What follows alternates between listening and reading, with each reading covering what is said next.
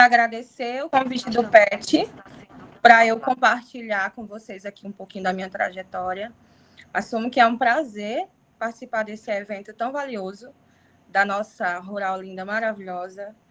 Sempre você apaixonada pela Rural, e quando eu recebi o convite eu me senti muito honrada de compartilhar assistência técnica, principalmente para o pessoal da Rural e para seus convidados. Eu vou projetar aqui, tá, Amanda? Certo, que coisa boa. Também nos sentimos muito felizes quando você aceitou nosso convite. Eu sou apaixonada pela Rural, sempre serei filha, né?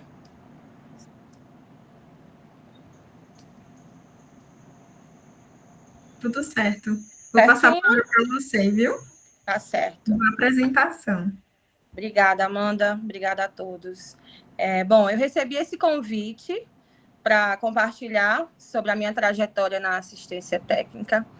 E é um prazer, como eu disse. Me chamo Nara, eu sou agrônoma e hoje eu atuo como supervisora de campo no Senar e também atuo como instrutora na rede ETEC. Minha formação é agronomia pela UFPI, o mestrado também pela UFPI, e aí em 2017 eu cheguei na Rural para fazer o doutorado em ciência do solo, onde eu trabalhei no laboratório de pedologia e mineralogia do solo com o professor Valdomiro, e que eu aprendi muito, que isso reflete hoje na minha vida profissional. O professor Valdomiro me ensinou, não só o professor Valdomiro, como o nosso grupo de pesquisa, me ensinou muito, e eu trago tudo que eu adquiri de conhecimento na Rural para o meu trabalho de hoje. Eu sou supervisora da olericultura e da fruticultura, e dentro da olericultura a gente atua aí com diferentes culturas, chuchu, couve, alface, coentro, rúcula, e tem também os tubérculos, batata, mandioca, cará. E na fruticultura, hoje o nosso foco é goiaba, graviola, maracujá e limão. Também atuo na rede ETEC, que é a rede de ensino do Senar, nos cursos técnicos, no técnico em agronegócio aqui em Recife e no técnico em isotecnia em Limoeiro.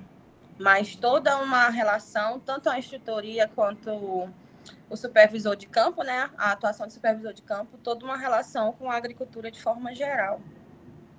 Na supervisão de campo, eu trabalho diretamente com os técnicos e eu avalio o trabalho que eles realizam, auxiliando como chegar no produtor, como fornecer a informação, dando todo o suporte que eles precisam.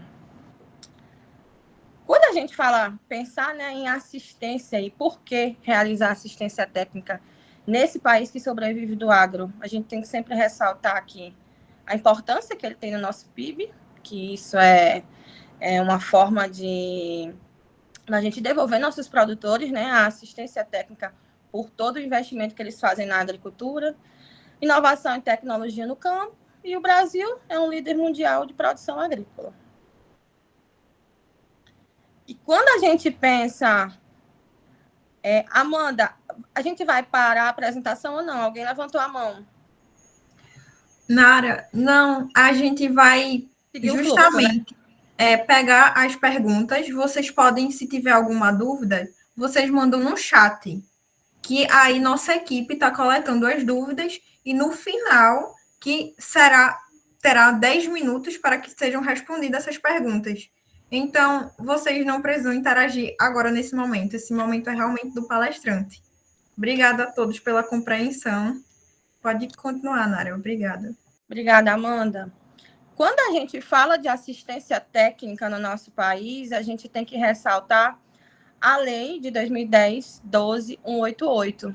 Essa lei, ela garante que a assistência, tanto quanto a extensão rural, ela aconteça e garante as diretrizes que ela aconteça, pensando no processo de gestão, produção, beneficiamento, comercialização de atividades. É por isso que essa lei existe, para que essa assistência ela ocorra, que dê esse direito aos nossos produtores, mas que ela ocorra de uma forma registrada, correta. E hoje, quem promove essa assistência técnica, o Instituto, né, que promove essa assistência técnica paralelo com o governo, com os produtores, é o Senar, que é a empresa que eu atuo. E qual seria a importância, né? Eu creio que nós estamos em um ambiente de estudantes. Qual seria a importância da gente ministrar assistência técnica, seguir pelo caminho da extensão rural com assistência técnica com os produtores. É o processo de educação e desenvolvimento do produtor rural e também crescimento do negócio, do agronegócio. Por quê? Quando a gente ministra, quando a gente presta esse processo de assistência técnica, a gente costuma dizer que a gente reeduca o produtor. A gente traz conhecimento ao produtor de uma forma que ele desenvolva a sua propriedade, que ele entenda que essa propriedade ela funcione como uma empresa. Então, eu acho que o grande pulo do gato, se a gente pensar em assistência, é educar esse produtor para ele ser um produtor independente, que ele consiga ter sua propriedade viável, que paguem os custos dela, mas que ele consiga caminhar sozinho quando a assistência técnica terminar. A tecnologia ela elimina o desperdício até o consumidor, porque muitas vezes o produtor, ele, por falta às vezes até de conhecimento, ele sai comprando produtos químicos defensivos desnecessários, que ele às vezes não tem conhecimento, sai comprando, e isso gera um desperdício, isso gera um custo. Então, com o serviço de assistência técnica, o produtor, ele consegue eliminar esse desperdício, ele consegue reduzir os custos e usar de forma correta tanto o defensivo quanto os produtos da propriedade. O surgimento de uma nova organização, porque muitas vezes ele tem área suficiente e ele não sabe o que fazer. Ele tem uma produção de suíno e ele poderia ter uma olericultura. Ele tem uma produção de aves na avicultura e ele poderia pegar uma parte da sua área e implementar uma área de fruticultura, um plantio de fruticultura. Por que não? Muitas vezes ele tem essa área e ele só não consegue administrar isso. Então, a assistência técnica consegue auxiliar o produtor nessa demanda de aumentar a produção, escolher o que produzir, entender como é que funciona a propriedade dele, pensar em mercado. Todo esse trabalho a gente realiza como assistência técnica. A mecanização da agricultura, que também faz parte da organização, porque se o produtor ele faz uma limpeza diária de planta daninha na enxada e ele limpa a área dele na roçadeira, faz toda a diferença de tempo, de mão de obra, de custo. Então, mecanizar a agricultura pode parecer simples, simplesmente simples, né? Você chegar no produtor, conversar com ele, porque muitas vezes a gente chega no produtor e por que não usar uma roçadeira? Ah, não gosto, eu gosto mais do resultado da enxada. Vamos pensar em mão de obra, vamos pensar em custo, vamos pensar no seu tempo. O tempo que o senhor reduz de trabalho, o senhor pode ter tempo de atenção para a sua família. Então, faz toda a diferença essa parte de mecanização da agricultura. Além disso, pensar em competitividade. Porque se ele tem tecnologia, ele consegue produzir melhor, então ele vai ter um produto melhor. E, consequentemente, ele vai ter uma maior competitividade na região. Ele consegue, se você pensa num pulverizador estacionário, ele consegue controlar praga e doença com maior eficácia. Então, isso quer dizer que a comercialização da região, os produtos que tem na região, que não está se controlando, ele conseguiu controlar melhor o produtor que recebeu essa assistência, e isso faz com que ele aumente a competitividade dele. Aumentar a especialização das regiões. Uma região fria que a gente consegue produzir a bovino de leite, uma região mais quente que a gente consegue na apicultura, que tem mata o suficiente. E, além disso, né, a tecnologia ela vai melhorar o padrão dos negócios. Aquela fruta que o produtor produzia sem registro, sem rastreabilidade, com assistência técnica, a gente começa a conversar com ele, abrir a cabeça dele, de melhorar a sanidade, usar o defensivo de forma correta, porque faz toda a diferença, e muitas vezes o produtor apresenta bastante resistência nisso, mas essa tecnologia pode mudar até a qualidade de vida do produtor. Na verdade, não pode, né? Deve mudar a qualidade de vida do produtor. Porque quando ele faz de forma correta, recebe assistência e se direciona ao mercado com o que ele tem que se direcionar, né, de forma mais específica, com certeza o produto dele vai fazer toda a diferença. E aí, nesse processo, eu até trago isso como reflexão para vocês que pretendem entrar na assistência técnica, que, modéstia à parte, é uma área maravilhosa, mas nesse processo de assistência técnica, existem algumas etapas para a gente conseguir conquistar o produtor, conseguir conversar com ele, conseguir levar para ele, porque Um dos maiores gargalos, e eu vou falar mais à frente disso, da assistência, é a adesão dele ao que a gente está levando para ele de ideias, ao que a gente tenta direcionar ele para produzir de forma correta, e uma resistência bem complicada. Mas quando a gente pensa em assistência técnica, quais são os processos para a gente disseminar? O primeiro é o conhecimento. O produtor toma conhecimento de uma tecnologia e ele pode ser despertado por ela ou manter-se indiferente em um dia de campo, por exemplo. Às vezes, a gente chega na propriedade e o produtor ele é convencional e ele quer transicionar para o orgânico. E ele diz assim, eu quero transicionar para o orgânico. Você acha que dá certo? Eu falo, dá. Claro que dá. A gente constrói todo o manejo, a gente vai trabalhando toda a sua propriedade para se adaptar e a gente consegue. Vai ser do dia para a noite? Não vai, mas a gente consegue sim. Outra tecnologia que eu acho maravilhosa e que ajuda muito é um pulverizador estacionário. Porque muitas vezes ele usa aquela bomba costal e ele vai ali, aplica o dia inteiro, passa o dia com aquela bomba nas costas, peso que ele passa, e ele não quer ceder, né, para o pulverizador. Quando ele compra aquele pulverizador, ele consegue adquirir aquele produto, aquela tecnologia, toda a vida dele muda. Porque ele tem menos trabalho, menos peso, a vida dele consegue funcionar talvez de forma melhor. E aí, se a gente pensa em cultura, o produtor vê uma cultura diferente, né? Uma variedade diferente, como diz aí no exemplo. Por que não? Se é tolerante à seca. Mas aí talvez ele diga assim, Nara, não sei, será que isso funciona? Ele vai ficar ali com aquela pulga atrás da orelha. Será que ele vai funcionar? Mas ele ouviu a minha ideia, pensando numa variedade de milho tolerante à seca. Ele ouviu a minha ideia que eu consigo fazer ele produzir dessa forma. E aí você traz aquela etapa de conhecimento. No julgamento, ele vai ficar te julgando, ele vai ficar dizendo, será que dá certo? Ah, não, eu produzo assim a vida inteira. Eu acho que não preciso eu usar essa variedade que você está me oferecendo, não.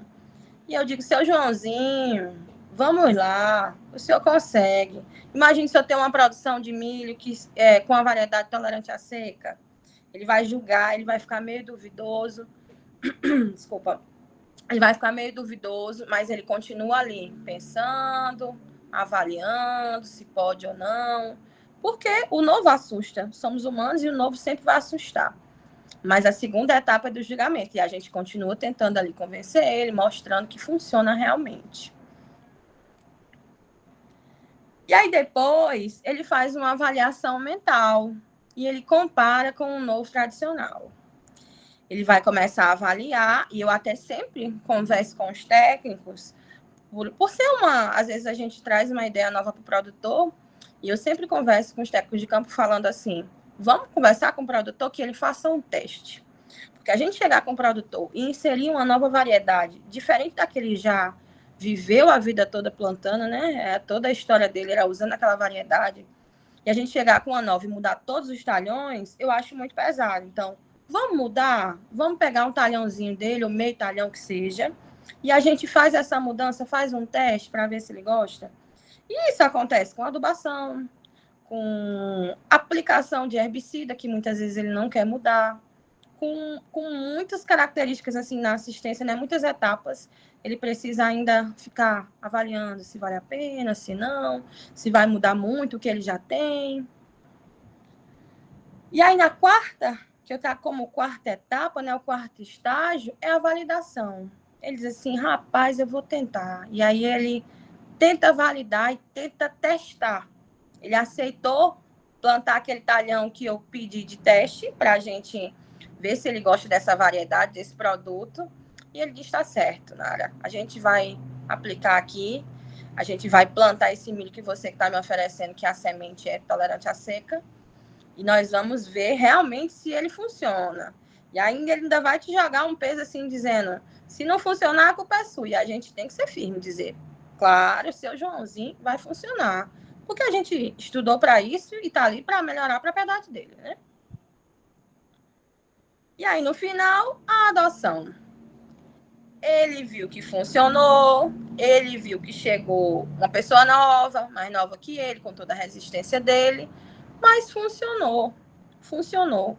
Agora, nem tudo são flores, né? Porque não adianta a gente tentar implantar, tentar oferecer soluções e achar que tudo funciona só com a boa vontade. Tem que se ter medidas, tem que ter tecnologia. Se for no caso de um plantio de uma variedade nova, tem que se ter água, porque se não chover não vai produzir. Então, a gente também não pegar para si toda a demanda, né? Dizer que toda a responsabilidade é nossa. Mas eu tenho certeza que sempre funciona. A gente avalia a região, avalia a propriedade, vê como a gente pode contribuir dentro das demandas do produtor e sempre funciona, graças a Deus.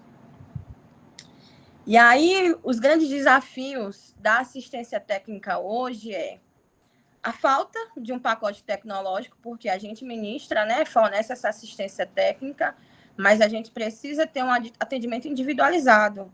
Por quê? Porque cada produtor, cada produtora tem uma personalidade. Cada produtor tem uma propriedade diferente. No livro a gente aprende, né, que vai ser tudo bonitinho, mas infelizmente não é. Então, cada um tem uma história, cada um tem uma cultura, e cabe a gente respeitar esses produtores, cabe a gente entender a personalidade deles e tentar trabalhar de forma individualizada, porque somos humanos e trabalhamos com pessoas. E a gestão de pessoas é isso, assim, entender que esse produtor ele tem uma forma de produzir, talvez arcaica, mas nós estamos ali para contribuir com eles. Outro desafio é a resistência. Os produtores são muito resistentes. Num país que grande parte é agricultura familiar, a resistência é enorme. E muitas vezes a nossa idade, somos mais novos, chegamos na propriedade, ele ainda é resistente. Ele precisa ter confiança em nós, como um assistente técnico de campo. Ele precisa ver nosso trabalho, que ele realmente funciona. E com isso a gente vai quebrando. É um desafio, mas a gente consegue superar sim e consegue quebrar sim essa resistência. Outro problema muito, muito grande, talvez até seja o top 1, é a gestão das propriedades. Hoje, na ATEG e Senar, a gente tem uma assistência que ela é técnica e gerencial. E a gente faz um monitoramento, né, de receita e despesa do produtor, mas ainda falta muito isso. Falta muito. E a gente vê que quando termina o projeto do Senar, faz toda a diferença da propriedade, porque quando se inicia um produtor dizendo, eu não sabia quanto eu ganhava, quanto eu gastava na minha propriedade. Eu não sabia nem quanto eu tinha investido. E nós fazemos todos esses cálculos junto com o produtor para poder auxiliar o gerencial dele. Os investimentos dele, porque muitas vezes ele não sabe nem quanto custa o que ele tem hoje, né? Pensando em depreciação dos equipamentos da propriedade. Então, muitas vezes ele não sabe quanto ele tem e não faz essa conta. E outro, sucessão familiar, que é uma situação que vem ocorrendo em todas as áreas do agro. A sucessão familiar, praticamente ela não ocorre mais. E isso interfere em produção, isso interfere em sucesso da propriedade, porque muitas vezes o sucesso está atribuído a isso, o pai já está mais velho, ele não tem mais a mesma energia, a mesma gana para poder tocar a propriedade de forma geral. Então, a sucessão familiar faz toda a diferença. Aí eu trago para vocês na TEG como a gente trabalha. Como é que a gente presta essa assistência, né? A gente determina o público de produtores, a gente avalia a região, como ela funciona, quais são as principais demandas que ela tem para poder montar a turma, contrata e capacita a equipe, apresenta o Senar e a gente faz essa adesão a essa turma com os produtores, com 30 produtores.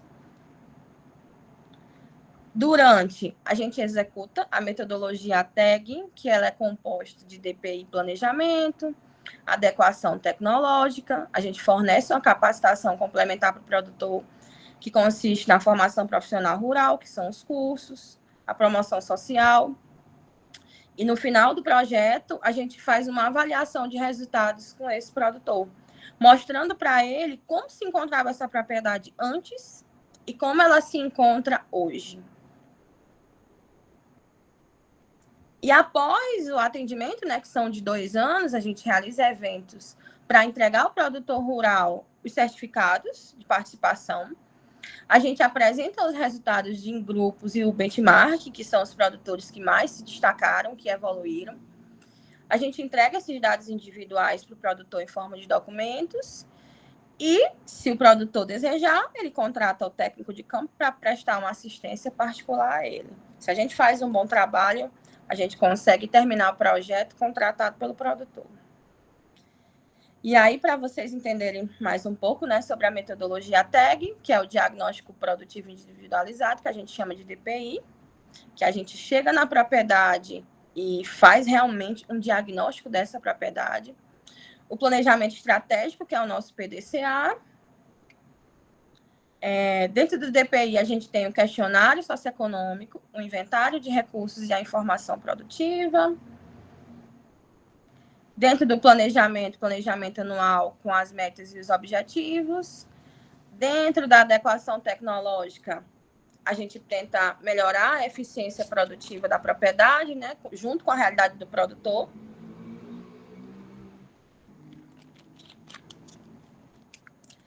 Capacitação profissional, com a FPR e as PS, e avaliação dos indicadores. Dentro do DPI, como é que a gente compõe esse DPI? A gente chega na propriedade e a gente avalia como é que está a situação dessa propriedade. A gente aplica um questionário junto com o produtor, de mais ou menos 110 questões, 110 itens, e a gente entende como é que essa propriedade ela se encontra, o que é que essa propriedade tem de inventário de recurso, que são os bens, né, os itens que essa propriedade ela tem. E junto com isso, a gente fornece, né, monta essa matriz SWOT. Disso, a gente tem o nosso diagnóstico produtivo individualizado.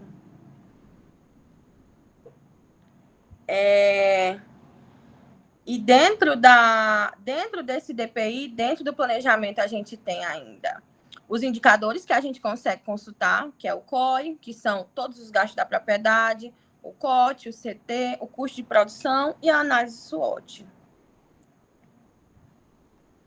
A nossa matriz SWOT, quando a gente chega na propriedade, que eu acho uma tecnologia maravilhosa, que até sugiro, às vezes, aos técnicos de campo, a gente tem que fazer nossas próprias matrizes SWOTs, que são as forças e as fraquezas, que são o que a propriedade controla, né? Da porteira para dentro, que a gente chama. O que a propriedade consegue controlar para melhorar dentro das forças e dentro das fraquezas dela. E nas oportunidades e nas ameaças, da porteira para fora, a gente chama o que essa propriedade ela tem de oportunidade, o que ela pode aproveitar. Muitas vezes a propriedade ela tem uma oportunidade de fornecer para uma prefeitura, fornecer para um supermercado um produto que ela possui. Nós temos um produtor hoje que produz flores comestíveis, ele é atendido por nós. E na região onde ele trabalha, ele atende todos os supermercados da região. Desculpa, gente, todos os restaurantes da região. É uma oportunidade maravilhosa. Tem os programas do governo que os produtores conseguem também fornecer seus produtos. E, às vezes, uma ameaça pode ser uma estrada, porque é uma coisa que ele não controla. Oscilação climática, vem período chuvoso agora em julho, que foi bem difícil, produtores perdendo sua produção porque as áreas estão encharcadas, alagadas, mas a gente não consegue controlar. E tudo isso é previsto dentro da nossa documentação. Para o nosso PDCA, que é o nosso planejamento, onde a gente identifica os objetivos e as metas, a gente constrói ele identificando os problemas da propriedade, a gente observa o processo e a gente determina um plano de ação dentro desse PDCA, que é o quê?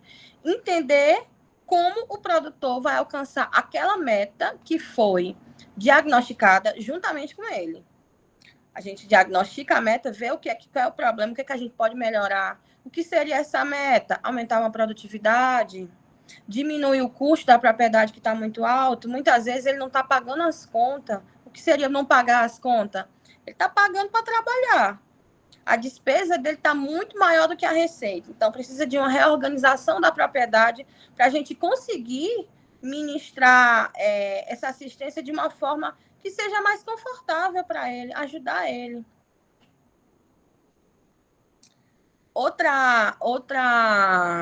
Outro item que a gente trabalha dentro da nossa documentação é a adequação tecnológica, né? Pensando no ótimo produtivo com ótimo econômico. Que ele produza a mesma quantidade ou mais, gastando menos. E mantendo, claro, né, a sustentabilidade da propriedade. E aí, eu trago para vocês quais são as vantagens para o produtor e para nós também de uma visita técnica gerencial. É uma assistência personalizada, porque a gente atende a demanda do produtor e a necessidade é específica de cada produtor. Cada produtor vai ter uma particularidade, de certa forma. Muitas vezes ele é resistente ao uso de uma medida orgânica. Ele é convencional, mas ele não quer usar o orgânico de jeito nenhum. Não vai mudar em nada a propriedade dele, só que ele acha que não funciona. Então, a gente precisa trabalhar com a particularidade dele, pensar a forma como esse produtor trabalha, né? Tem a lida da propriedade dele, tudo que seja confortável. Eu acho que quando a gente pensa em assistência técnica, a gente tem que pensar em deixar não confortável de uma forma que perca o rumo, mas que seja maleável para o produtor, porque são muitas barreiras que a gente está quebrando para mudar essa propriedade, mas a gente precisa estar lidando com gestão de pessoas. Então, eu acho que tem que sempre ter empatia. Eu acho que a palavra é sempre ter empatia com o produtor. Outra vantagem de uma visita técnica e gerencial, da assistência técnica, é o conhecimento dos custos de produção para cada atividade, porque se um produtor ele produz a olaricultura, né? Ele tem produção na horta e ele tem produção na ave. Ele tem que entender que a horta tem que se pagar e a ave tem que se pagar. Ah, Nara, mas esse mês a horta foi ruim, eu peguei dinheiro emprestado da ave. Tudo bem, mas uma hora você vai ter que devolver, porque senão essa atividade ela não vai estar se pagando. Observação de prováveis problemas e apontamento de possíveis soluções. Muitas vezes é uma solução até simples e o produtor ele não consegue ver e a gente se junta com ele, senta, vamos pensar de tal forma. Faltou um defensivo químico na região. Ah, mas eu só gosto dele. Só gosto de usar X marca. Então, vamos lá. Olha, você pode usar outra marca, outro produto. É a mesma marca, não vai mudar o princípio ativo. O que é que o senhor acha? E a gente vai conversando com ele. Obtenção de parâmetros para tomar de decisões. Muitas vezes ele precisa se sentir seguro e precisa de uma força nossa como assistência para deixar ele mais firme, saber que vai dar certo, pensando em custo, pensando em propriedade, pensando em rotina, em logística, em mão de obra. E aí eu trago também como reflexão para vocês a pergunta, né, que eu me fazia desde quando eu era estudante, talvez eu me fiz essa pergunta. Eu tenho perfil para assistência? Será que eu consigo lidar com os produtores? Será que eu consigo chegar na casa de um produtor, ver uma lavoura com praga, com doença, com deficiência nutricional? Será que eu vou conseguir diagnosticar? Será que eu vou conseguir resolver os problemas desse produtor? Eu sempre me fazia essa pergunta. E aí, o que a gente tem que ter, né, para ter perfil para assistência? Competência técnica, que todos nós temos, estamos estudando para isso. Resistência ao novo e entender que, às vezes, a gente tem que sair da zona de conforto, porque são muitas questões, porque você vai na propriedade rural, você está ali, cada produtor é diferente, cada produtor tem uma personalidade, então é um novo, né? A gente sai um pouquinho da zona de conforto, da nossa caixinha. Geração de conflitos, a gente tem que saber lidar com isso. Relação interpessoal, a gente tem que saber lidar com pessoas. Tem que saber lidar com pessoas. E se não souber e quiser ir para assistência, tem que aprender um pouquinho. Saber lidar, saber controlar o seu emocional. Trabalhar em equipe, porque é um trabalho em equipe.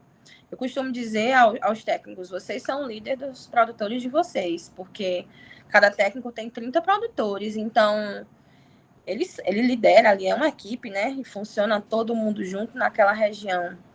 A gente tentar ser humilde, porque nós estamos na casa dos produtores, então, se você está prestando assistência, com todo serviço, né? A gente sempre tem que ter humildade e equilíbrio emocional.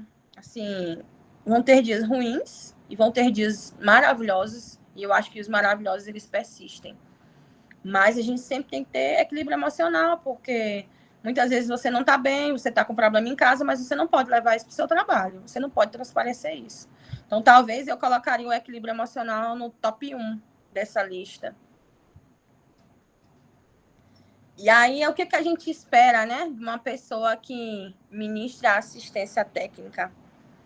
Ministre, né, forneça essa assistência, capacidade analítica e de síntese.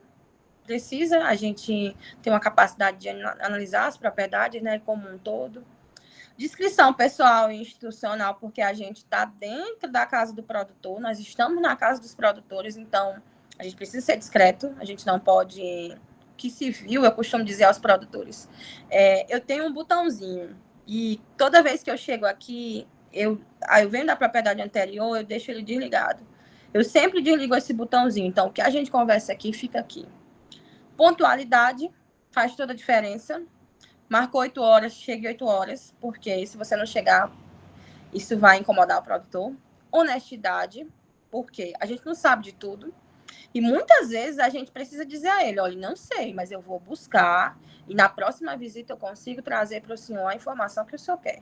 E é muito melhor ser honesto do que dizer, eu acho que é isso, eu acho que é aquilo. E recomendar uma atividade, uma ação de forma errônea, né? Prejudica a lavoura, isso é dinheiro, enfim.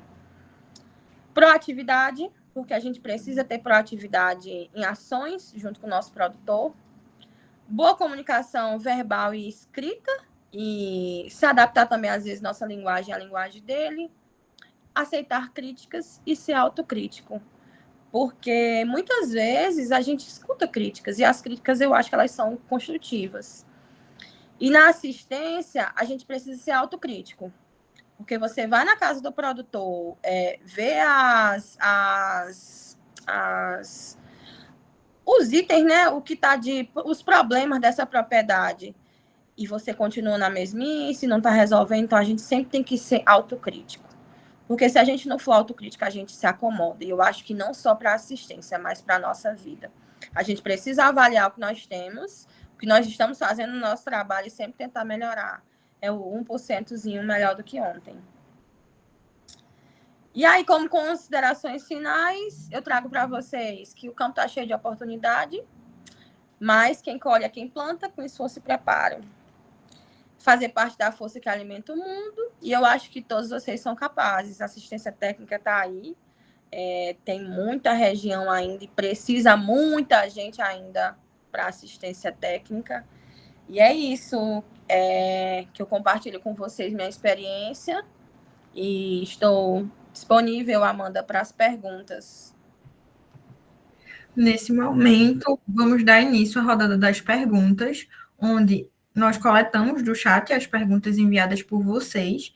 Eu vou ler para a nossa convidada, a palestrante Nara Núbia, e ela vai responder, assim enriquecendo ainda mais esse evento.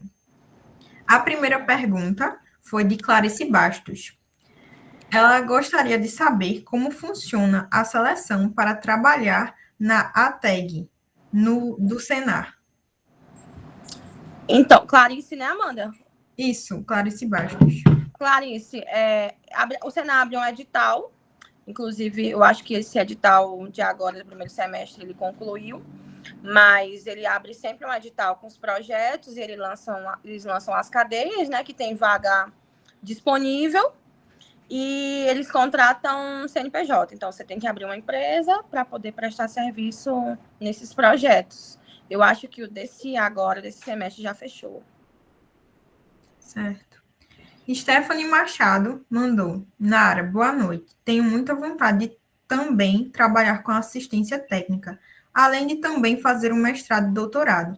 Quais dicas você poderia estar dando em relação a isso? Acho que meu maior receio é ser mulher e temer muito com a desigualdade, só por ser mulher no campo, transmitindo o meu conhecimento. Oi, Stephanie. Obrigada pela pergunta. Eu acho que quando a gente pensa em ser mulher, E a gente tem medo. Para mim, no começo eu tinha muito medo, porque eu tinha medo de ser menosprezada por ser mulher, e isso acontece e sempre vai acontecer. Mas eu acho que a primeira coisa que tem que acontecer com você é você acreditar que você consegue. Quando você acredita que você consegue, você vai lá e consegue manobrar qualquer coisa. A resistência vai existir? Vai. Vai existir diferença entre homem e mulher? Vai. Mas se você conseguir fazer seu bom trabalho, eu acho que talvez você até se sobreponha em relação a homem e mulher. Mas isso realmente existe, mas a gente tem que acreditar. E aí no começo a resistência ela vem, mas depois eles acabam tratando a gente normal. Os produtores são maravilhosos, assim. Foi a minha melhor escolha, foi trabalhar com assistência técnica. Pensando em mestrado e doutorado, eu acho que são duas vias, né? Assim, é escolher o que quer se fazer para agora. Essa pergunta eu achei bem importante mesmo, porque eu, como também estou em formação como mulher, também acaba sendo insegurança no começo. E te ouvir falar isso dá uma calmada no coração. Eu achei incrível. Aí Sim. a próxima. Posso complementar, Amanda? Pode sim. E muitas vezes, assim, um simples aperto de mão faz a diferença. Quando eu comecei na assistência, eu já vinha pensando assim, quando eu ia para os atendimentos, eu vou apertar a mão dele igual um homem aperta, para ele sentir firmeza em mim. Sempre sentir firmeza em mim. E aí, você se mantendo firme, eles não vão te destratar, porque eles veem que você quer fazer seu trabalho e que você é capaz. Então, pode parecer simples, mas um simples aperto de mão na sua postura faz toda a diferença. Eu vou dar continuidade. Jamília Araújo mandou. Como a expertise dos técnicos do Senar, aliada às oportunidades de crédito rural, pode destravar o potencial produtivo e econômico das propriedades rurais, especialmente da agricultura familiar. Quais estratégias ou parcerias podem aproximar ainda mais esses dois mundos e garantir resultados concretos no campo? Então, quando o técnico ele é admitido, ele não precisa ter essa expertise em crédito rural, né? Ele tem que ter uma formação técnica e comprovar a experiência na cadeia que ele for trabalhar. Mas vamos lá, o técnico de campo ele é da olericultura e ele tem uma expertise em crédito rural. Como isso vai contribuir para o meu produtor? As propriedades elas precisam de um capital. Meu produtor quer investir em um tratorito e ele não consegue, mas ele tem um técnico que tem uma expertise em crédito e vai auxiliar ele nesse processo. Imagina, um canteiro que foi feito no braçal e um canteiro de olericultura que foi feito no tratorito. Muda toda a propriedade. Muda a mão de obra dessa propriedade, muda os custos dessa propriedade. Então, um técnico de campo que tem expertise em crédito, uma expertise legal e que auxilia a propriedade, vai ser maravilhoso, porque a propriedade ela pode é o que eu falei, né, na palestra, o trabalho com tecnologia. Pode ter a inserção de novas tecnologias, pode mudar essa propriedade na forma dela produzir, na forma dela fornecer o produto dela e, com certeza, diminuir custo. Entendi. Também temos a pergunta de Roberto Melo. Nara, boa noite. Você já teve algum problema com as equipes de revenda que também têm acesso aos produtores com relação ao manejo nos cultivos da cultura, seja com pulverizações, adubação ou poda vegetal? Não, não. Não tive e não me recordo dos meus técnicos de campo também não tiveram. Não, a gente recomenda o produto correto, mas nós nunca tivemos problemas com isso, não. Graças a Deus, não. Ainda bem, né? Givanilson Sim. Silva mandou. Ao concluir o doutorado em ciência do solo, você sentiu dificuldades em se inserir em uma área relativamente diferente daquela que você trabalhou na pós-graduação? Então, o novo, né? O desafio do novo, porque a gente vem da academia, vem trabalhando ali com solos, e aí o que eu vou. Eu sempre, quando eu entrei na assistência, eu me perguntava assim: como eu vou contribuir como uma cientista em ciência do solo com assistência técnica?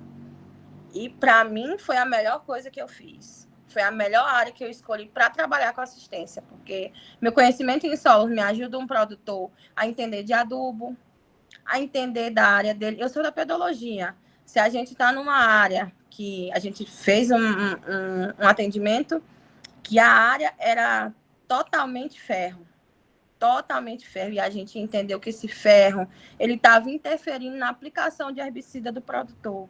Se eu não tivesse feito meu doutorado em ciência do solo, eu não teria essa expertise. Eu não ia conseguir identificar que aquela área era rica em ferro, que esse ferro que estava lá na água disponível, a gente fez análise, claro, mas ele interferiu totalmente nessa aplicação desses herbicidas. Então, meu doutorado, para mim, foi um carro-chefe hoje na assistência.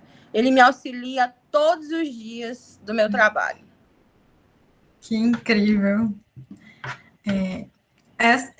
Será a última pergunta, porque o nosso tempo está acabando já. As demais perguntas que forem enviadas no chat, depois nós postaremos as respostas no Instagram do PET Agronomia. É só vocês acompanharem lá. A última pergunta é de Jamília Araújo. Pensando também em investimento e inovação, com o avanço da adoção de energia solar por pequenos produtores no interior de Pernambuco, que oportunidade de desafios você enxerga como técnico para estruturar um serviço de manutenção que atenda com agilidade o homem do campo, ao mesmo tempo seja sustentável para o seu negócio? O que ele precisa é só de crédito, né?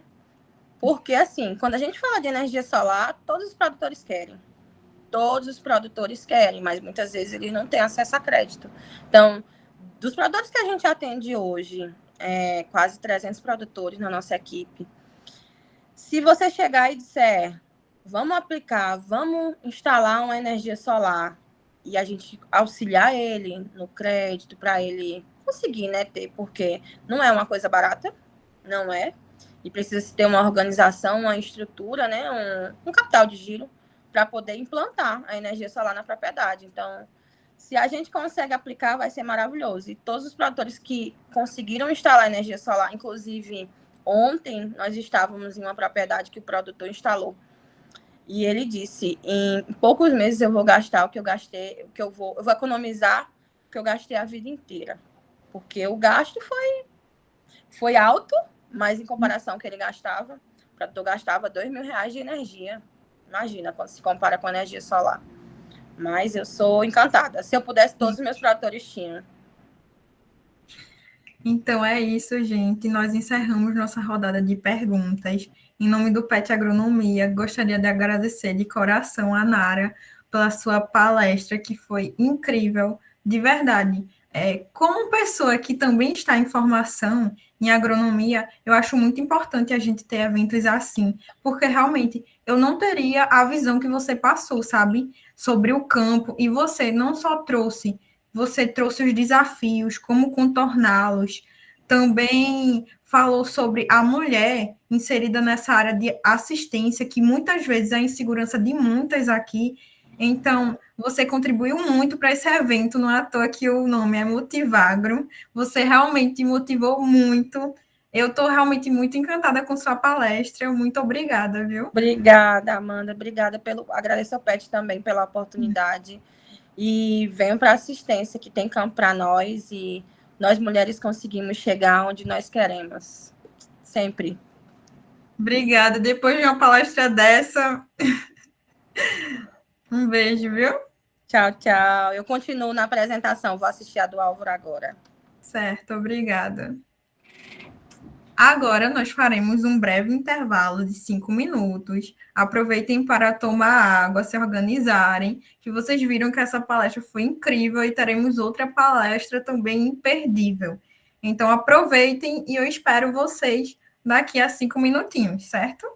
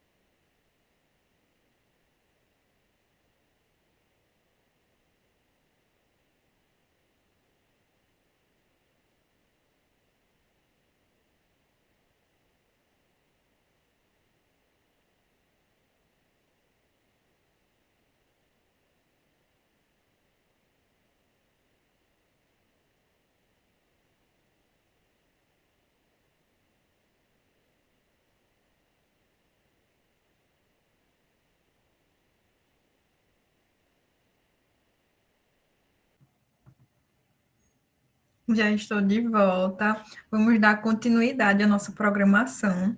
E é com grande satisfação que eu chamo Álvaro França, engenheiro agrônomo formado pela Universidade Federal Rural de Pernambuco, mestre em melhoramento vegetal pela mesma instituição, sócio-diretor da empresa Composeres e consultor em sistema de produção. Mais uma vez, eu gostaria de reforçar que as perguntas devem ser feitas no chat, que nossa equipe irá coletar as perguntas e no final, como vocês já viram, teremos um momento para a resolução, onde os palestrantes irão responder vocês.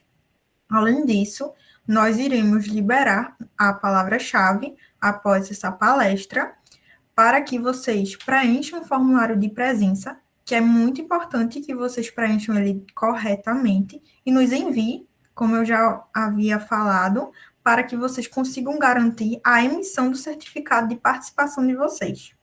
Álvaro?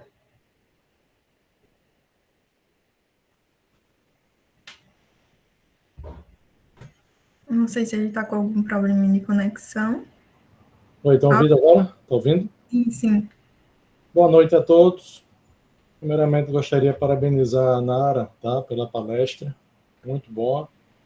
É excelente realmente para quem está iniciando agora, né, e necessita dessas informações, principalmente sobre o mercado de trabalho, né. Gostaria de agradecer o convite, realmente, a todos vocês que fazem o PET. Esse agradecimento a Chayane aí, pelo todo o apoio dado nesse momento. Nosso amigo professor Matheus e professor Roberto, tá certo? Eu vou colocar a nossa apresentação agora aqui. Certo, eu passo a palavra para você, uma boa apresentação, viu?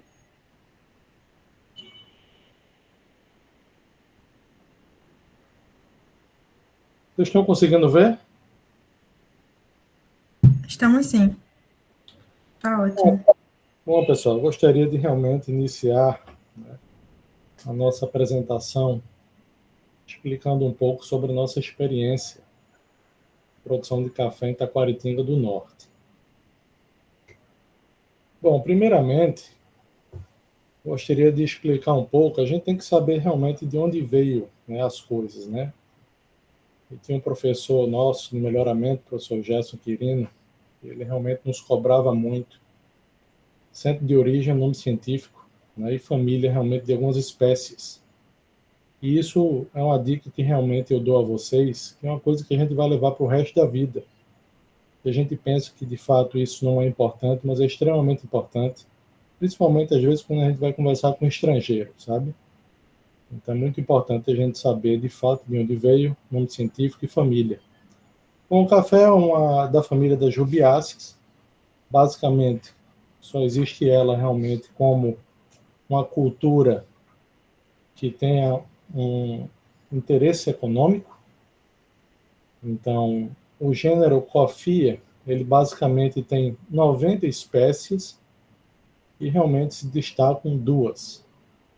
Uma é o Coffea arábica, que a gente está vendo aqui, que veio do centro de origem chamado Abissínio, é da África Oriental, né, é onde realmente fica hoje a Etiópia, né? Então, é o centro primário do café, realmente, de onde ele veio. Isso é extremamente importante, porque essas características de onde realmente o café veio, basicamente acompanhou ele, principalmente realmente na questão da altitude. Ele veio realmente de uma parte bem acidentada da Etiópia, ao passo que realmente o Coffea canéfora, né, que nós chamamos de conilon, ele veio do Congo, das florestas do Congo, realmente de uma região mais plana. Então isso realmente faz toda a diferença, porque permaneceu realmente essa necessidade, né, que veio realmente de origem genética, e hoje realmente o nosso Coffea arábica necessita de uma altitude para ele realmente ser cultivado, né? E dentro desse centro de origem, não é, muito importante também, que veio a nossa melancia e a mamona, né, que a gente vai realmente debater um pouco posteriormente, né? Bom, a importância do café ela é muito importante. ela é a bebida mais consumida do mundo. Obviamente que a gente não está falando aqui da água, né? Então, ela é mais consumida do que o chá, né? O chá preto. O chá preto é a segunda bebida mais consumida. Quando a gente fala de chá, a gente imagina camomila, a gente imagina erva doce, cidreira, né? Mas o chá preto, ele realmente é cultivado em milhões de hectares e faz parte também da tradição e do consumo, principalmente na Ásia, né? Eles realmente têm um consumo diário de chá preto, que na verdade é também um produto que tem a cafeína, né? Ele possui cafeína na sua constituição, né? E é seguida realmente do suco de laranja e posteriormente é a cerveja. E a quinta bebida do mundo mais consumida é o leite, para vocês terem ideia realmente da importância do nosso café, né, no nosso consumo, nas nossas vidas, né, hoje em dia. E basicamente temos duas espécies, né, das 90 espécies do gênero Coffea que temos duas espécies que basicamente elas se desenvolveram, né, foram melhoradas e realmente são cultivadas hoje no mundo em milhões de hectares, né? E temos algumas diferenças distintas entre elas, né?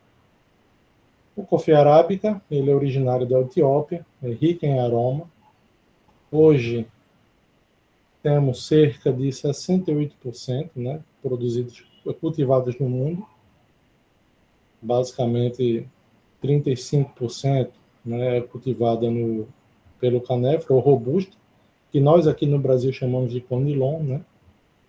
Então, basicamente, o arábica ele necessita de uma altitude de pelo menos 600 metros. Ele realmente tem uma bebida mais suave e com menos teores de cafeína, ao passo que o robusta, ele realmente pode ser cultivado em até a altitude a nível do mar, até 600 metros, e ele tem uma bebida mais forte em cafeína. Tá? Então essas são as características básicas, além de que realmente o canéfora ele é mais resistente, né, do que o arábica. Isso é uma coisa extremamente importante que eu gostaria de realmente colocar aqui para vocês, como de fato foi a dispersão histórica do Coffea arábica e também do canéfora, né, para o mundo, né? Vocês temos que considerar que o nosso continente africano ele realmente, né, nos deu para a humanidade, né, deu para realmente o consumo várias espécies, né, econômicas que nós utilizamos nos dias de hoje, né? Então é muito falado na literatura. O processo de escravidão realmente trouxe várias espécies do continente africano para o Brasil, assim que realmente se iniciou o processo de escravidão, né? Então, exemplo disso, nós temos o inhame, nosso aqui, né? Que é oriundo da África, que realmente aqui em Pernambuco tem um consumo altíssimo, né?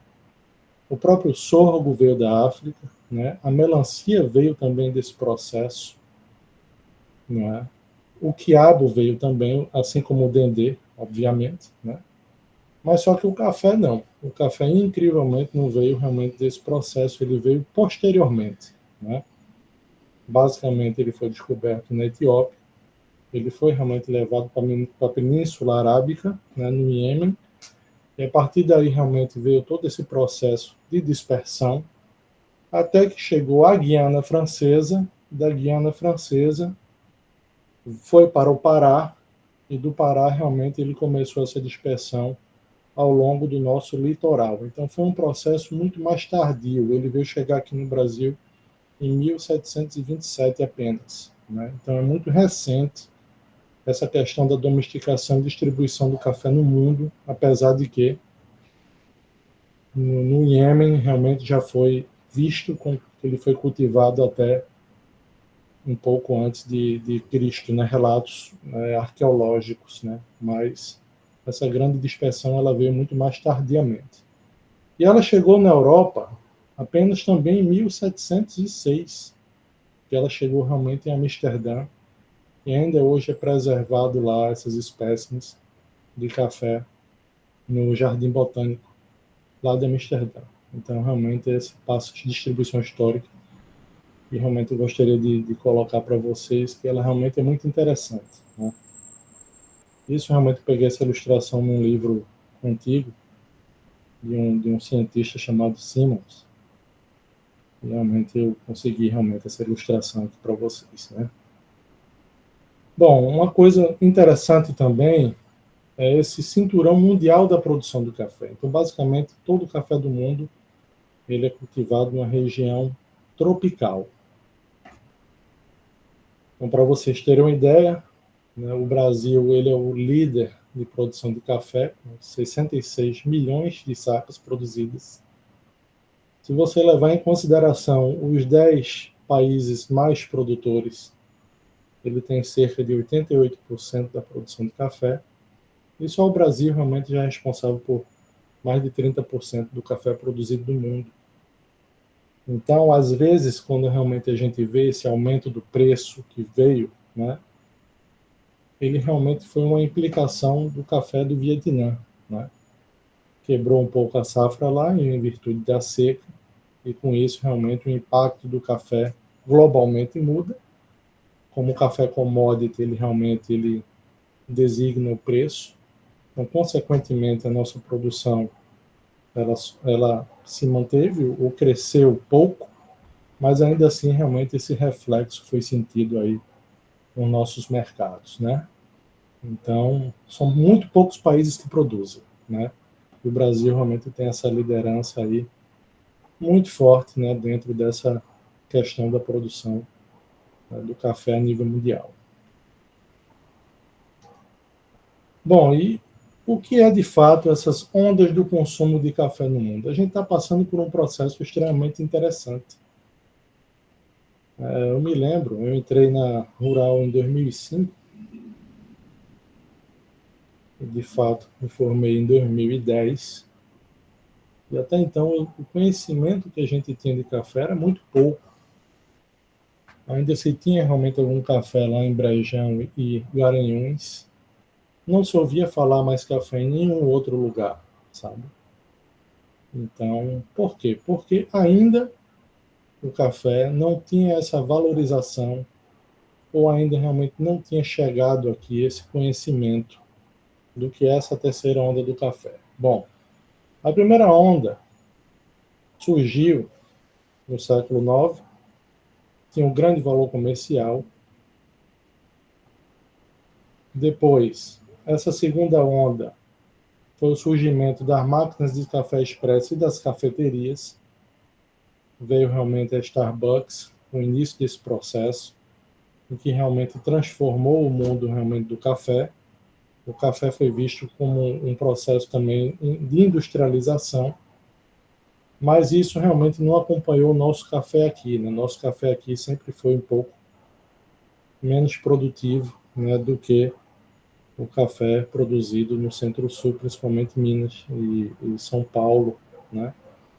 E o que a gente está passando aqui é essa terceira onda, que é, de fato, a preocupação com a origem do grão, essa valorização realmente do café especial e gourmet, são esses aprimoramentos das técnicas de extração e moagem. Então, é onde que realmente o consumidor ele se preocupa mais do que com a qualidade, né, do que, de fato, com a quantidade. E a gente está atravessando isso para realmente uma quarta onda de café para o futuro, onde realmente esse conceito ainda irá se aprofundar ainda mais. Essa questão do terroir, ela vai ser ainda mais aprofundada, em que de fato a gente já se conhece hoje. Hoje aqui em Recife a gente consegue consumir café de várias partes do mundo, mesmo da Etiópia, mesmo da Colômbia, da Índia, do Timor-Leste, a gente consegue realmente consumir esse tipo de café. Então, realmente é uma valorização que a gente tem no nosso café, que de fato eu tomei conhecimento disso há cerca de, basicamente, uns 8 anos, quando realmente comecei realmente a visitar lá Taquaritinga do Norte, em que esse café valorizou-se ao ponto de que realmente você pode trabalhar com ele de forma que ele agregou valor, né? Um exemplo disso é Fidel, né? Meu amigo Fidel, que ele realmente deixou de trabalhar numa empresa, retornou realmente a Taquaritinga. Então, trabalhar no café foi sustentável economicamente, porque realmente se valorizou o café, né? O café especial e gourmet. Bom, pessoal, isso é uma coisa importante do que a gente tem hoje, né? Aqui em Pernambuco, a Associação Brasileira de Cafés Especiais, ela colocou realmente, fez um levantamento de quais regiões são produtoras de café aqui no Brasil. Ela listou 35, né, regiões produtoras e colocou realmente o café de Pernambuco como uma delas. Então, isso tem um impacto muito grande. Basicamente, tem muitos curiosos aí realmente e pessoas que admiram o café do mundo inteiro, em que basicamente existe o terroir, né? O terroir é realmente o café produzido naquela localidade, ela tem um sabor único. Então, só o fato dessa Associação Brasileira ter colocado o estado de Pernambuco como uma região produtora, isso realmente desperta e despertará ainda mais o interesse de consumidores do mundo inteiro em realmente produzir, em experimentar, querer experimentar o café realmente pernambucano. Então, isso é muito importante de a gente destacar aqui, né, nesse momento, né? Bom, isso é um mapa muito interessante que eu também encontrei, em que é um mapa antigo daqui do estado de Pernambuco, onde ele ilustra de fato quais eram realmente nossas aptidões econômicas. Eu não consegui realmente saber a data, mas se você observar bem, veja onde realmente nós tínhamos o café, né? Na região de Garanhuns, no Brejo, nas proximidades ali realmente do sertão ali, próximo a Cabrobó, e lá em cima, e já fica num paralelo mais ou menos próximo à região do Araripe, né? É engraçado aqui como a cana de açúcar ela basicamente adentra muito mais, né, no interior.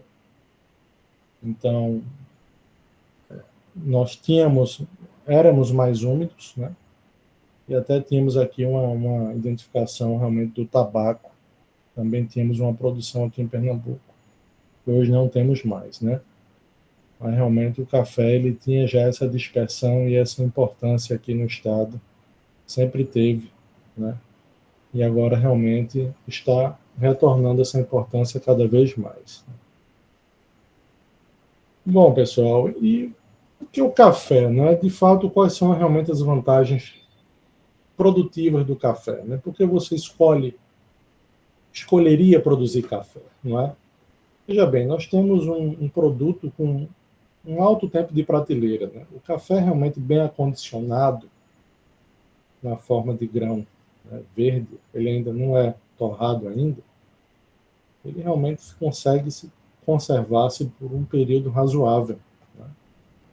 Mesmo acondicionado em condições normais, né? Então você não precisa gastar, não é, com câmaras frias, né, para você realmente acondicionar esse produto. Isso é muito importante para realmente você realmente produzir, né? Você tem que saber muito bem onde você vai escoar esse produto, né? Eu digo isso porque eu e meu amigo Marcos, a gente no ano passado tentou uma empreitada aí na produção de açaí, né? Lá no Maranhão. O açaí é uma cultura extremamente rentável também, a gente não tinha dúvida de que realmente tem muito mercado também, né, para o açaí. Só que a questão realmente, o acondicionamento dele não é tão simples, né? A gente teria que ter realmente uma câmara fria muito bem estruturada e montada. Então, o custo de você realmente montar isso não era pequeno, além da manutenção também de energia, que também seria uma conta razoável, sabe? No caso que a gente não tem essa questão aí, né, em relação ao café, né? Bom, a questão do terroir, ela é importante, né, que se descobriu que ele muda, né, o sabor em virtude da sua localidade, e com isso, realmente, nós temos hoje um mercado muito aquecido, tanto internamente como no exterior. E isso eu tive a oportunidade, professor Matheus, de passar um mês no intercâmbio lá na Itália, né, em 2023.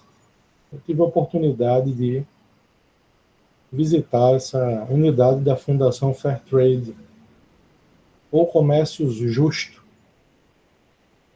que ele, de fato, essa fundação, ela concede, né, esse selo à produção, geralmente, em toda parte do mundo, né, e realmente ela tenha o passe por os princípios, né, econômicos, sociais e ambientais, né.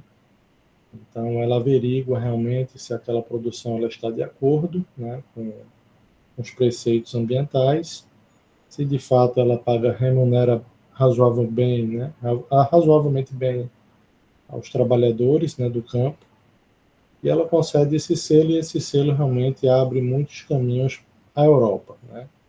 Então, é um selo bastante consolidado. E na nossa visita lá, eles informaram que café e chocolate corresponde a 80% do selo emitido, né? Então, isso é uma coisa extremamente importante de você realmente saber, né? Porque se realmente é concedido esse selo, porque de fato a procura é muito alta, né? Então, e basicamente, né, a América do Sul aqui, a América Central, né, e parte realmente do Caribe, né, tem realmente esses dois produtos, né? Então, foi uma coisa muito importante que a gente pôde observar lá, sabe? E aí, realmente, adentrando aqui um pouco no nosso estado de Pernambuco, Itaquaritinga. Então, são dados do IBGE, né? Itaquaritinga do Norte, ela tem uma produção bastante satisfatória. Nós também temos pouquíssimos municípios, né, que produzem café aqui. Destaque para Itaquaritinga, Soloá, Triunfo. Na Triunfo também temos grandes amigos e produtores lá, né? Então, basicamente é produzido aqui nos brejos de altitude, né? Então, o café realmente ele necessita dessa altitude. E também aqui o nosso café Conilon, ele não despentou tão fortemente quanto realmente o nosso arábica, né? Então, lá em Itaquaritinga, no norte, se manteve. Lá tem uma condição especial de produção. Lá se mantém ainda realmente cultivares antigas, né, como a arábica típica. E, recentemente, ela está expandindo sua produção cada vez mais, né?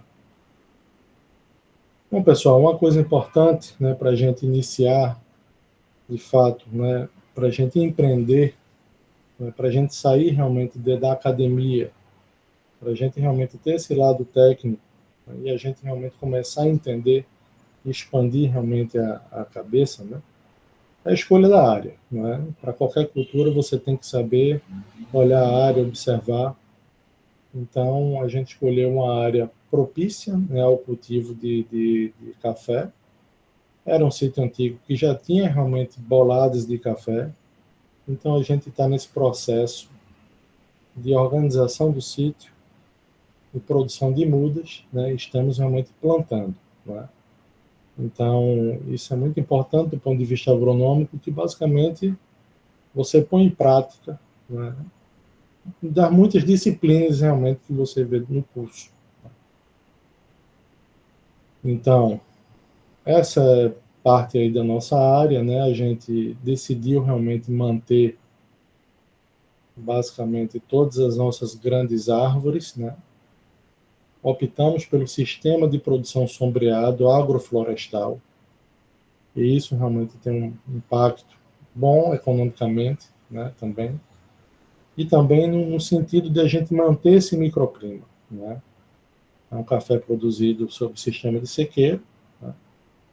E a diferença ela é gritante quando você realmente sai dessa área em que há realmente essa preservação, quando realmente você vai para uma área e não tem essa vegetação, você sente realmente a mudança drástica, né, do clima, não é? Então, por questão até de sobrevivência, a gente realmente decidiu manter, sim, porque ele retém muito mais a umidade e traz um conforto térmico, né, muito importante realmente para o nosso café. Então, temos isso aí realmente, uma parte da Mata Atlântica ainda preservada, temos aí árvores centenárias, creio que temos árvore com quase 200 anos, então realmente é um pedaço bastante interessante para a gente realmente produzir o café. E que já tem café, só que um café que realmente não foi trabalhado, né? Um café que é um sítio abandonado há mais de 40 anos, então temos boladas de café dessa cultivar, chamada arábica típica, que ela não é tão produtiva, não é? Mas que ela realmente nos traz um café com um sabor muito especial aí na xícara, né? Essa é mais uma foto realmente para vocês entenderem bem a nossa área. E realmente aqui o nosso tudo começa com aquisição e planejamento produtivo, né? Quando você realmente pega o sítio, você imagina realmente que já está tudo pronto, que já está tudo cercado, que já está tudo livre, que realmente é só pegar, plantar, mas a realidade não é bem assim, não é? O tempo que é gasto, né, realmente para você estruturar o sítio, ele deve ser levado em consideração, sabe? Não é uma coisa que a gente tem isso em mente muito facilmente, sabe? Mas o tempo de você realmente organizar, abrir a área, né? Colocar cerca, não é? Gastar realmente com grampo, com arame farpado, ele é um tempo que deve ser levado em consideração. E sem isso, basicamente, nos traz outros problemas, né? A gente realmente decidiu por cercar, não é, de modo mais urgente, porque a gente estava realmente recebendo algumas visitas indesejadas, né, no gado do vizinho, que insistia realmente em adentrar na área. Ele não comia o café, mas ele pisoteava, né? Então, assim, isso nos atrasou bastante. A gente teve que realmente replantar muitos pés de café com isso. Por isso que realmente a gente destinou uma certa prioridade aí em cercar nossa área quase toda, né? Bom, nosso sistema que a gente também começou a implantar, né, foi realmente fazer esses terraços, né, em curva de nível, né, essa organização em curva de nível. Deixamos realmente toda essa barreira, né, do que foi limpado, né, nessas faixas, né, uma medida conservacionista, né, tanto de retenção de água também, né, principalmente, né. Então, seguindo realmente todos esses preceitos, né, de uma produção ecológica. Nosso processo de produção de mudas também é um processo bastante árduo, né? Fizemos todo um manejo varietal, né? Creio que implantamos cerca de 5 novas cultivares, né? Então vamos testar esse material em campo e aí esperamos aí cerca de 6 meses para levar realmente esse material para o plantio. E análise de solo, né? Como eu falei para vocês, né? É uma aula, né? Assim, como se você realmente estivesse revendo, né, o curso de agronomia, né? Como é importante as aulas aí realmente de solo, você realmente começa a entender bem quando você vai colocar a questão na prática, né?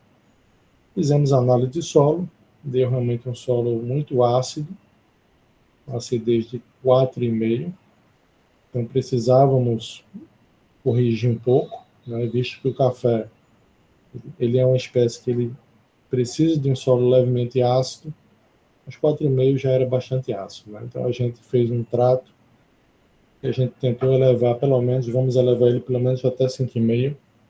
Então fizemos realmente essa aplicação nas covas, né, e realmente traçamos, né, esse calcário nas covas, de modo que essa acidez pudesse diminuir, né, e elevarmos esse pH, né, um pouco.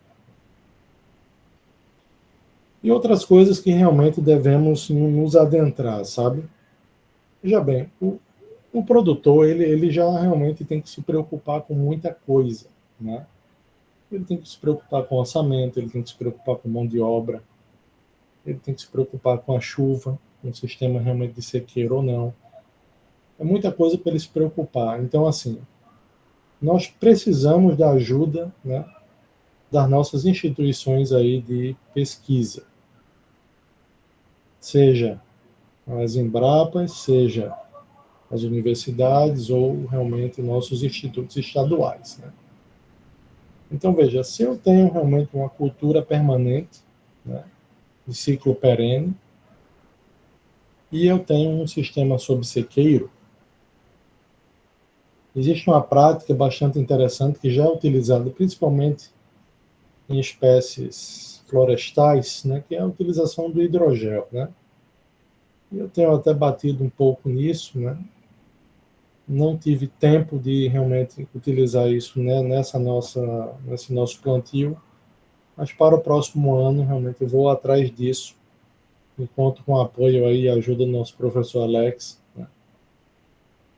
Porque é o seguinte, já estão se desenvolvendo tipos de hidrogel que além de realmente ele pegar realmente a água, expandir a sua capacidade em até 1000 vezes, ele realmente vai me dar um suprimento hídrico, né, a minha muda por alguns meses, certo? Então, isso pode ser um fator extremamente determinante que eu tenho realmente para as culturas de ciclo perene no semiárido, sabe? Então, nós vamos levar essa pauta aí adiante, né? A gente necessita de que realmente isso seja avançado, né? Mas vamos realmente utilizar comercialmente o que está previsto, né? Já tem tipos de hidrogel que, inclusive, ele já vem já com nutrientes já incluídos realmente nesse gel, né? Que além de realmente do fornecimento de água, ele vai fornecer realmente os nutrientes aí, alguns pelo menos, né, micronutrientes para as plantas, né? Então isso é uma coisa que realmente eu vou atrás disso e peço de antemão a colaboração aí realmente de vocês. Outra coisa interessante que chama a questão das micorrizas, sabe? Eu andei estudando um pouco, né, sobre essa questão tanto dessa associação aí mutualística, né, das micorrizas, como nessas simbioses, né, dessas bactérias, né? Mas eu estava lendo um pouco sobre as micorrizas, né? Um produto natural, produto muito interessante, e achei esse material e ele realmente tem 5 espécies de diferentes de fungos, principalmente dos gêneros Glomus e Gigáspora. Então, diz na recomendação que eu tenho que aplicar, né, esse material diretamente nas raízes, ou no torrão, ou no substrato. E essa micorriza, além de tudo, ela tem a função de fornecer fósforo para as plantas, né? Então, veja bem, na minha análise de solo, deu um solo extremamente pobre em fósforo, né? Então, se de fato, né, essa associação, ela realmente me for útil e benéfica, né, para o nosso cultivo, isso realmente é uma coisa de grande futuro, né? Então, eu também vou pedir a nossa colaboração aí aos nossos professores, ao meu amigo André Xavier, né? Ele nos ajude nisso, né? Ele realmente faça alguns testes, né? Veja a viabilidade disso, de fato, né? Porque isso é uma coisa que eu acredito que tenha um futuro muito grande, né? Então, nós temos realmente que sempre estarmos atentos aí às novidades, né? E colocando também toda a academia, né, para nos ajudar, né? Outra questão importante, isso também já é uma coisa que já é mais comumente utilizado, né? É a utilização de abelhas polinizadoras, né? Por mais que o café arábica ele é considerado autógama, ele tem um grau ainda, né, de polinização cruzada, né? E estudos recentes, né, mostram que em propriedades em que realmente você coloque algumas colmeias, né, de abelha sem ferrão, ele consegue aumentar a produtividade em 20%. Então, 20% é muita coisa, não é? Então, isso a gente também vai adotar já nesse ano. A gente vai realmente tentar ver qual é a espécie, né, melhor que seja realmente possível para a polinização do café. Entendeu? Eu já conversei já com alguns apicultores amigos, então nós estamos realmente buscando aí a melhor espécie, né, que possa realmente vir a fazer, não é, essa fecundação. Mas todos realmente abelhas sem ferrão.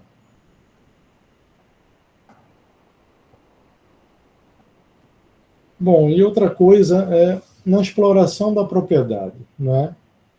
A gente às vezes realmente pensa que hoje em dia, né, as coisas realmente estão um pouco diferentes, né? Então a gente tem que ver a propriedade como um modelo de negócio, né? E tentar realmente explorá-la ao máximo. Então a propriedade ela não é só tem realmente a área cultivada, né? Ela lhe traz todos os fatores indiretos, né, como o bem-estar. Hoje realmente essa questão do turismo rural ele está avançando muito, né? Então realmente ter aí organizar, né, fazer uma cafeteria no local, fazer realmente alguns dias de campo, né?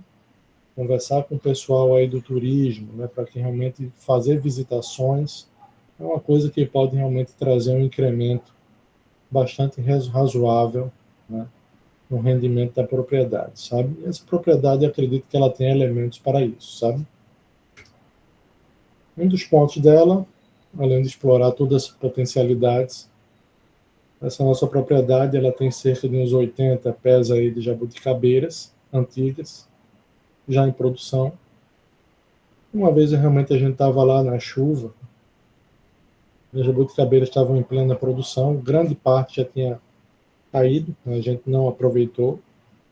Mas aí, rapaz, a gente decidiu colher, eu e Fidel, vamos lá pegar. Acho que eu trouxe uns 2 baldes de jabuticaba. Pela primeira vez eu inventei de fazer esse licor e realmente saiu delicioso. Então, e eu reduzi pela metade a quantidade de açúcar e dobrei a quantidade de fruto. Então ficou realmente um licor com uma forte presença, né, do sabor de jabuticaba. Né? Então nós vamos fazer isso comercialmente esse ano. Né?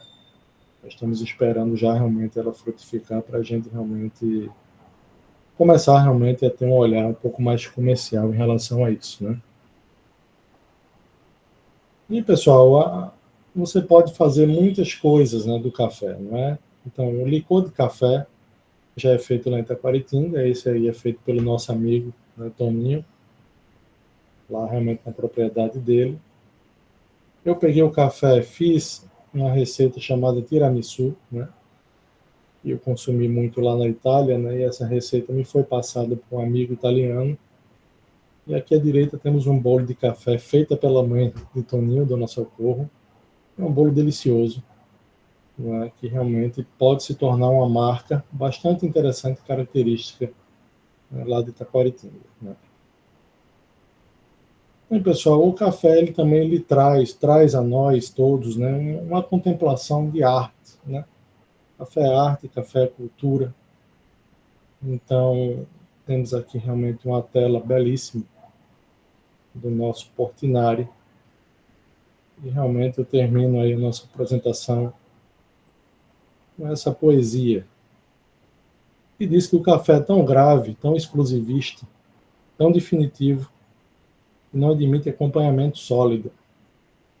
Mas eu driblo, saboreando, junto com ele, o cheiro das torradas na manteiga que alguém pediu na mesa próxima, feita realmente pelo nosso mestre, Mário Quintana. Bom, pessoal, são essas as palavras aí que eu gostaria de compartilhar com vocês. E o meu muito obrigado.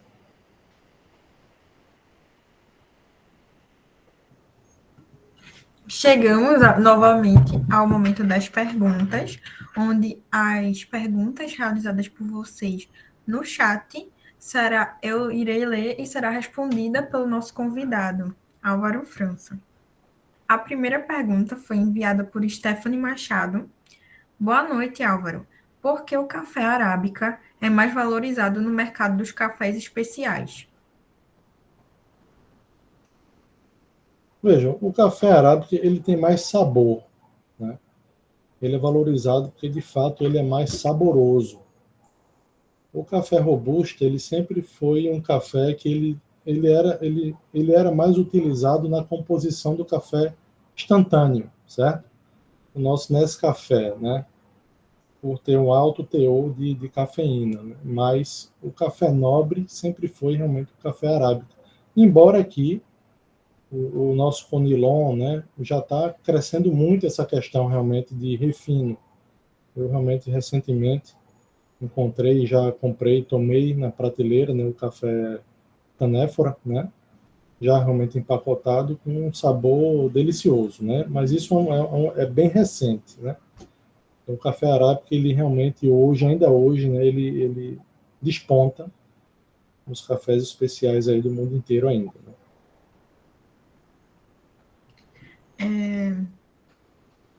Jamília Araújo mandou: de que forma a integração entre o cultivo do café sombreado e a paisagem agroflorestal contribui para agregar valor ao produto, selo orgânico e influenciar características sensoriais?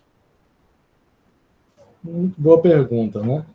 Veja bem, quando você realmente sombreia, você realmente tem um processo ele, de retardamento da, do amadurecimento do fruto. Então, com isso, realmente o café ele adquire condições sensoriais superiores, além do açúcar, né? O açúcar ele é realmente mais assimilado, né? Vamos dizer assim, em relação realmente a um café a pleno sol, por exemplo, sabe?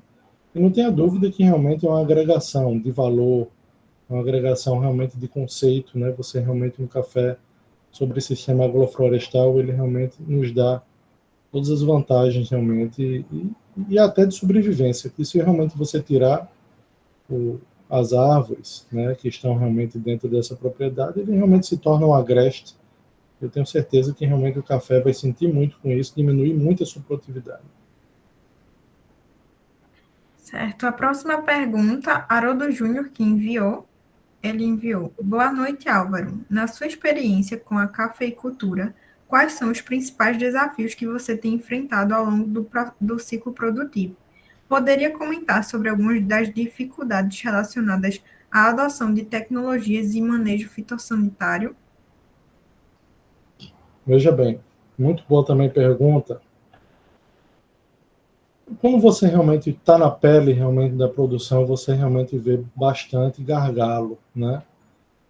Então, assim, a gente se depara numa questão que nós técnicos, a gente tem que também estudar para aprender, né? Existe o básico, né, que a agronomia nos dá, mas lembrando a vocês que existem milhares de espécies realmente economicamente utilizadas pelo homem, né? E a gente estuda em nosso curso cerca de dezenas, né? Não estuda umas centenas, né? Então, assim, e o nosso café, por a gente realmente estar numa região que não tinha esse hábito, né, do cultivo, foi quase não fomos vistos, pelo menos na nossa época, a gente basicamente não teve realmente uma disciplina que abordasse a cultura do café com a profundidade, né? Então, assim, eu sou um estudante hoje em dia, eu estudo, até hoje eu estudo, preciso estudar, né? Então, eu preciso estudar poda, eu preciso estudar realmente formação do sistema radicular, eu preciso estudar nutrição, eu preciso estudar fitossanidade. Então, por isso que realmente a gente precisa dessa interação com esses professores, né? Uma ideia, para vocês terem uma ideia, realmente, a nossa produção de muda, nosso amigo Fidel chega e diz, rapaz, a gente está com a queima aqui, realmente essa queima é causada pelo frio aqui. Veja bem, né? A gente não sabe, né, se realmente foi causado pelos estresses bióticos ou abióticos, né? Então a gente tem que parar, tem que olhar, tem que estudar, tem que consultar os amigos, né?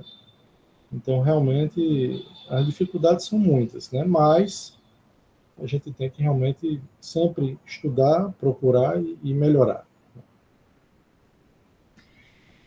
Agora temos uma pergunta de Eliana Ferretti. Boa noite. Poderia explicar a influência em relação à exportação de café no cenário atual que estamos passando? Tarifas.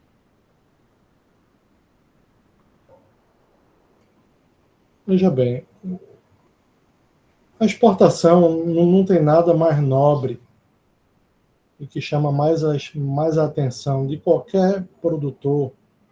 Não tem nada mais charmoso do que você exportar, né? Mas o processo de exportação é um processo bastante complicado, né? Então, assim, existe exportação via commodity, né, que basicamente domina, no Brasil hoje domina realmente esse tipo, né, de exportação. E existe a nossa condição aqui, né, de exportação aqui em Pernambuco, né? Então, assim, de modo geral, quando você realmente, nos Estados Unidos, coloca realmente uma taxação como essa, não é? Você realmente tem que buscar novos compradores, né? E isso realmente não vem de uma hora para outra. Então, realmente, pode ser que isso realmente possa ser absorvido pelo mercado interno e possa ser realmente que tenha aí um, pode ser que realmente os preços do café sejam abaixados, né? Mas na nossa questão não, sabe? A nossa questão, assim, que a gente visa em termos de exportação é uma exportação de mercado de nicho, sabe? O mercado de nicho, ele é um mercado que o camarada vai pagar pela aquela experiência de experimentar o café, entendeu? Então, é esse tipo de mercado que nós aqui, né, em Pernambuco, eu, por exemplo, podemos realmente buscar aí nos próximos anos, sabe? Por quê? Difundir realmente esse café, valorizar esse terroir, tentar justificar ou realmente trazer alguma certificação que traga meios que digam que realmente o café aqui ele é um café diferente do mundo inteiro. Então, com isso, realmente vai trazer toda essa curiosidade, né, para os adoradores de café realmente que possam vir a experimentar realmente o café aqui do Pernambuco. Essa vai ser a última pergunta que eu vou ler. As demais serão respondidas no Instagram do Pet Agronomia, então vocês fiquem de olho lá. A última pergunta será de Tiago Roberto. Boa noite, Álvaro. Você acha que o Estado tem potencial para aumentar as áreas de produção? Sim, sim, temos sim. Temos total condição de ampliar realmente nossas áreas, né? É como eu falei, né? A gente tem que realmente ver essas áreas de brejo, mas ainda realmente podemos basicamente triplicar, não tem a sombra de dúvida do que realmente temos hoje, sabe? Como eu falei, né? Eu saí da universidade em 2010 e até então não se tinha esse conhecimento do café pernambucano, né? Não chegava basicamente realmente às nossas mesas um café realmente produzido com qualidade, né?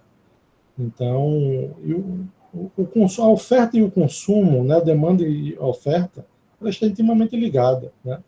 A partir do momento que haja realmente uma procura, não é, vai ter gente realmente que vai produzir. Porque o café realmente hoje ele rentabiliza de maneira bastante satisfatória, principalmente em pequenas áreas, né?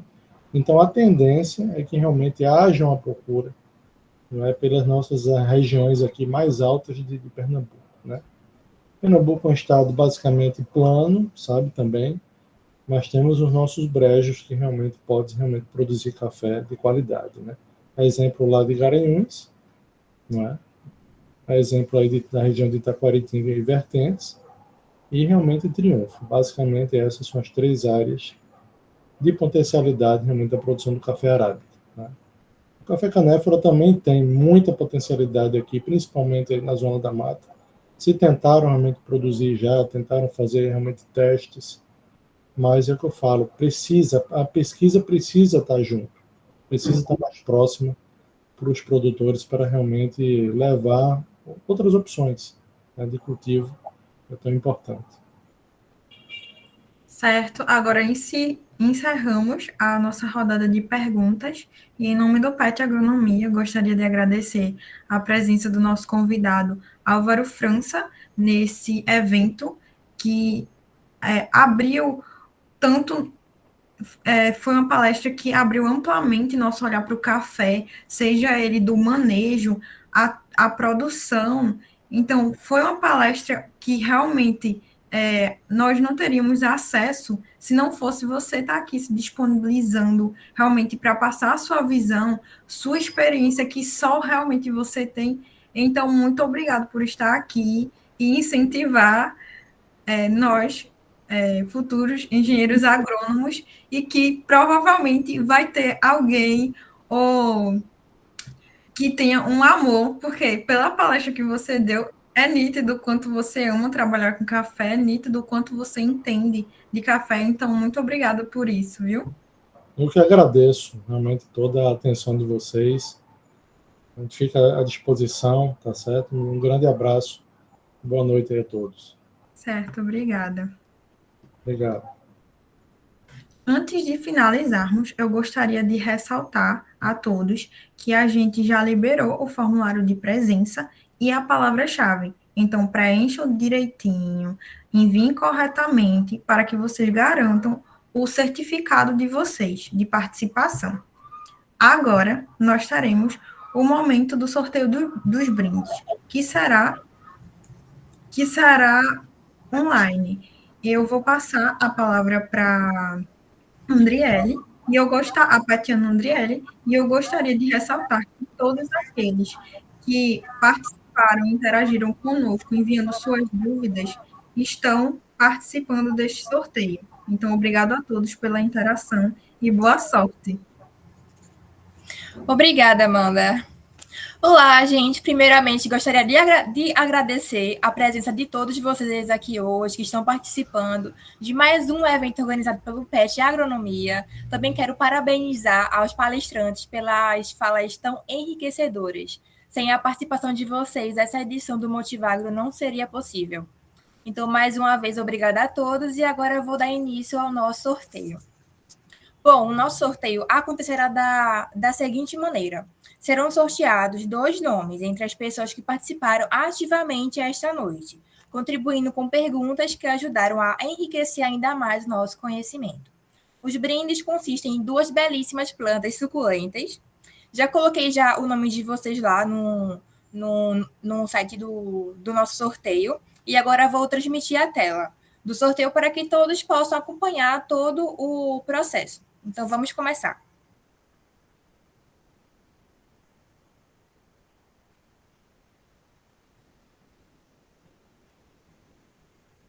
Coloquei os nomes e agora vamos sortear o primeiro ganhador.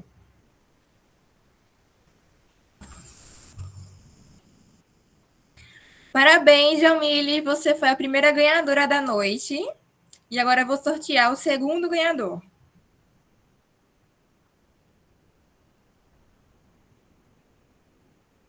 Parabéns, Marcos Vinícius.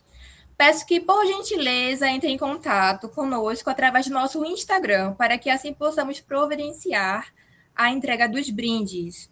Parabéns a todos os ganhadores, e agora passo a palavra novamente para a Amanda.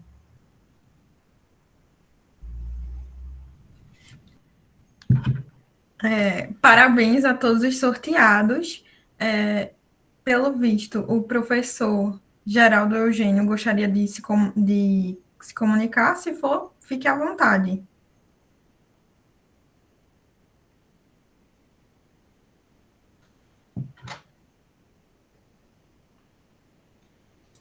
Boa noite.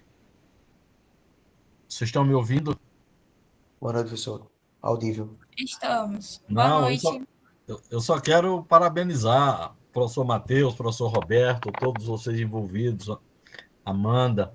Acompanhei as 2 apresentações e o esforço de a gente colocar esses jovens, realmente eu digo, para mostrar o que estão fazendo e congregar, né? E trazer exatamente os estudantes para eles sentirem realmente o que é a profissão hoje, quais são as chances, quais são as possibilidades, e aquilo que está sendo feito no estado de Pernambuco é extremamente relevante. Eu quero aproveitar para dizer, professor Matheus e Roberto, que já estou disponibilizando aqui o link para o pleno de agronomia aqui da UAST, né? Recomendando aos professores e às professoras que fazem parte do nosso grupo, realmente que vejam as apresentações e divulguem entre seus estudantes, como estou também divulgando, Matheus, nos grupos técnicos que eu faço parte, tá bem? Muito obrigado a vocês e boa noite. Boa noite para o senhor. O professor Matheus Rosa também vai querer se comunicar conosco? Só agradecer, Amanda, obrigado. Agradecer a Geraldo aí pela presença.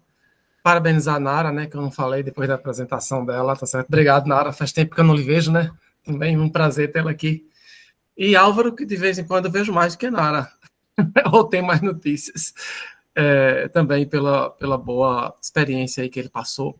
É muito bom para a gente, né, como o Geraldo falou, ter pessoal jovem, né, assim, que está atuando na área e passando a experiência, e como o nosso evento tem esse objetivo, né, motivando, né, exatamente esses alunos, mostrando que é possível, né, é possível ingressar na assistência técnica, é possível ser um produtor de café ou de outras coisas, né, assim, e a gente tem que correr atrás das diversas possibilidades que a vida nos apresenta, né.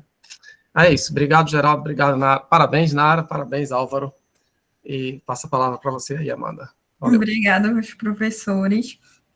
Antes de encerrarmos também, gostaria de parabenizar o petiano Regilis Sena pelo seu aniversário. Desejamos tudo de bom na sua vida. Também gostaria de reforçar que vocês preencham corretamente o formulário de presença com a palavra-chave para que vocês recebam o certificado de presença de vocês. Também gostaria de agradecer a todos pela participação, em especial aos palestrantes Nara Núbia e Álvaro França, por ter agregado tanto nesse evento. Como a Andriele falou, esse evento não seria o mesmo sem vocês. Muito obrigado por passar realmente uma visão de campo, uma visão de como realmente é fora da universidade, que realmente é uma necessidade que a gente tem. Além de ser mais conhecimento para a gente, também gera uma motivação, realmente, uma inspiração, como eu já havia dito, como o próprio nome do evento já diz. Muito obrigado a todos que participaram, aos palestrantes e ao PET Agronomia por gerir esse evento. Muito obrigado e até a próxima. Espero revê-los no próximo evento. Uma boa noite.